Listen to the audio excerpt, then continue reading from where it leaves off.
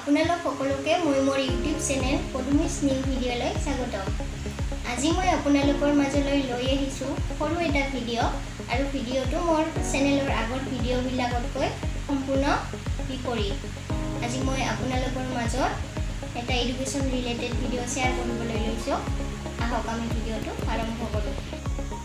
15 আগষ্টত আমাৰ যিহেতু স্বাধীনতা দিৱস আহি আছে, সেয়ে মই ভাবিলোঁ আমাৰ দেশৰ জাতীয় পতাকাখনৰ বিষয়ে কিছু জানিবলগীয়া কথা আলোচনা কৰোঁ। আহক আমি সকলোৱে মিলি দুই এটা নজনা কথা শিকোঁ।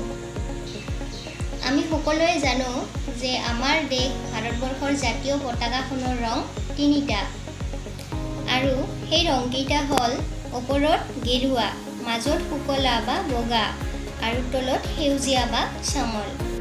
ভাৰতবৰ্ষৰ জাতীয় পতাকাখনৰ তিনিটা ৰং থকা বাবে ত্ৰিৰংগ পতাকা বুলিও কোৱা হয়। 1947 চনৰ 22 জুলাইত এই ত্ৰিৰংগ পতাকাখনে ভাৰতৰ জাতীয় পতাকা হিচাপে স্বীকৃতি পাইছিল। আমাৰ জাতীয় পতাকাখনৰ যি তিনিটা ৰং আছে, এই তিনিওটা ৰঙে আচলতে একোটা বেলেগ বেলেগ ভাৱৰ প্ৰতীক। এতিয়া জানি লওঁ আহক কোনটো ৰং কিহৰ প্ৰতীক।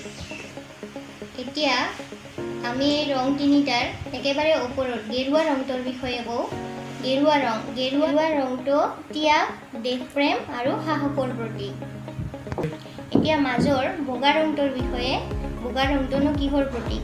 বগা ৰংটো সত্য আৰু শান্তিৰ প্ৰতীক।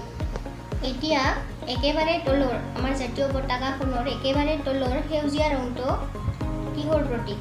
সেউজীয়া ৰংটো কৃষি আৰু প্ৰগতিৰ প্ৰতীক। এতিয়া আমাৰ জাতীয় পতাকাখনৰ বগা অংশৰ মাজত গাঢ় নীলা ৰঙৰ অশোক চক্ৰটো থাকে, আৰু চক্ৰটো গতিশীলতাৰ প্ৰতীক। ইয়াৰ গাঢ় নীলা ৰঙে আকাশ আৰু সমুদ্ৰক বুজায়, আৰু আমাৰ জাতীয় পতাকাখনত থকা অশোক চক্ৰটোক ধৰ্ম চক্ৰ বুলিও কোৱা হয়। আৰু আমাৰ অশোক চক্ৰটোত মুঠ 24ডাল দণ্ড আছে। জাতীয় পতাকা ব্যৱহাৰৰ কিছুমান নিয়ম। নাম্বাৰ 1, সূৰ্য উদয় হোৱাৰ পিছত পতাকাখন উত্তোলন কৰিব লাগে, আৰু সূৰ্য অস্ত যোৱাৰ আগতে পতাকাখন নমাব লাগে।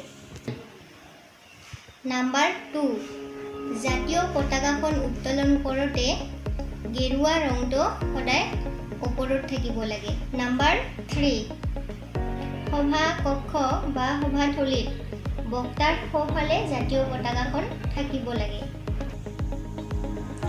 তো ভিডিঅ'টো এইখিনিয়ে আছিল, মানে চমুকৈ জানিবলগীয়া কথা জাতীয় পতাকাখনৰ বিষয়ে।